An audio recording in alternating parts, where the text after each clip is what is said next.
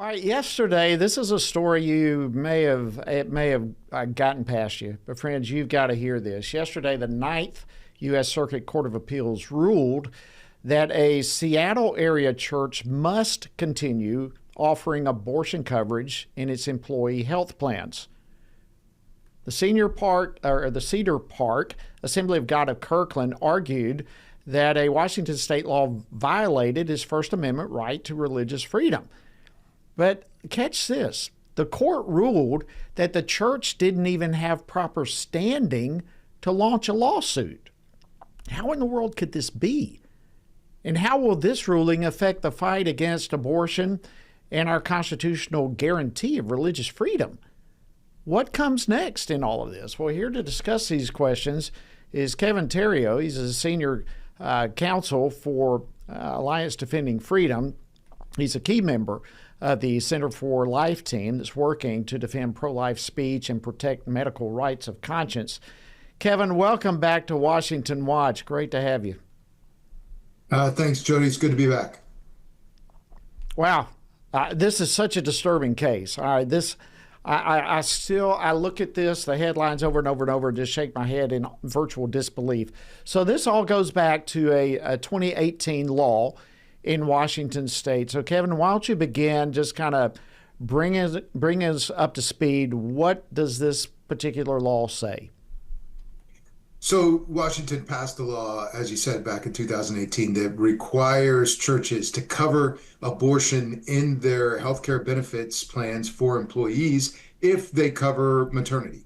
And of course, most people would agree that no one should have to be forced to pay for abortions, much less a church. But that's exactly what this law does. If they have a health insurance plan, a group health insurance plan, like they had before the law went into effect, that excluded abortion, they can no longer have that plan under this new law. All right. So obviously a church, a biblically focused church, does not believe in this. So how in the world does the court say that the Cedar Park Church lacked standing in this case? Well, that's a great question. It's difficult to understand, but they went through jumped through some and did some back bends basically in order to avoid some Ninth Circuit law that is governing. We represented some churches, Skyline Church being one of them in California, that challenged a similar law there. And the court not only said that it violated the church's rights, but clearly that they had standing to challenge the law. And so, and this court, the Ninth Circuit in this case, previously said that this law actually affects the church's rights, which anybody just looking at the law could understand. So unfortunately, the court ignored some binding precedent and in the Ninth Circuit and at the Supreme Court to come to this conclusion. Okay, so let's go down that. So this decision reverses course, changes course at least on previous court precedents. So what were some of the details on this particular ruling from the Ninth Circuit? How did they depart from previous ruling? Well, what they said was that this is no different than a employee getting their paycheck and going out and buying something with their paycheck from the church that would violate the church's convictions, like if the church teaches against alcohol, if they went out and bought alcohol. But of course, that's ridiculous. The law is actually requiring the church to participate in the process by buying the plan that facilitates their abortion.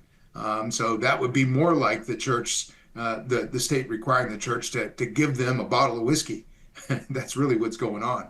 The court just got the facts wrong and construed the law in a way that is contrary to what the Supreme Court and what the Ninth Circuit has said, and that is that churches can't be forced to fund abortion. So what kind of impact does this have potentially on religious freedom, on conscientious objectors to abortion? What does this mean long term? Well, hopefully, long term, we'll be able to get this overturned. But we plan on asking the full panel of the Ninth Circuit to rehear the case and abide by the original rulings that the Ninth Circuit had in this case and in similar cases. But I think long term, the Supreme Court's going to have to take this up if the Ninth Circuit doesn't fix it, and we're obviously hopeful that it will.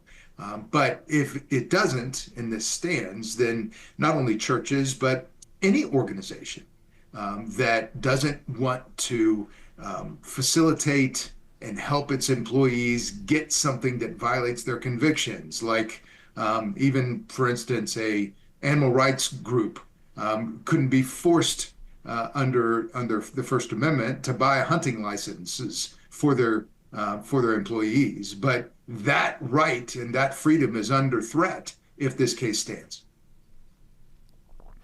I know Kristen Wagner, the president, CEO, and general counsel there at ADF, said that ADF is going to be exploring all legal options on behalf of Cedar Park. What does that mean? I mean, what's the most likely course of action, do you think, that ADF will take, if you're able to share that? Well, sure. Yeah. The first course of action will likely be that we ask the full panel of the Ninth Circuit to rehear the case. And I think there's a good chance Judge Callahan wrote a very strong dissent that explains why the panel, the two judges that ruled against the church, were wrong. And we think that the full Ninth Circuit Court of Appeals is likely to take this up and reverse course. And then, of course, if that doesn't happen, then we can ask the Supreme Court to intervene. Have you heard any reaction from Cedar Park on this? I have. I spoke to Pastor Jay Smith. Well, actually, I exchanged emails with him and let him know that we were disappointed in this result, but what the options were going forward. And obviously, he was disappointed too, but authorized us to seek rehearing en banc because he agrees that churches shouldn't be forced to pay for abortion, and we need to do everything we can to fight this law. Thank you so much, ADF attorney Kevin Theriot. Incredible insights, and thank you and ADF for all the critical work you do in defending the unborn and defending our religious liberties. God bless you. Thank you for joining us on Washington Watch.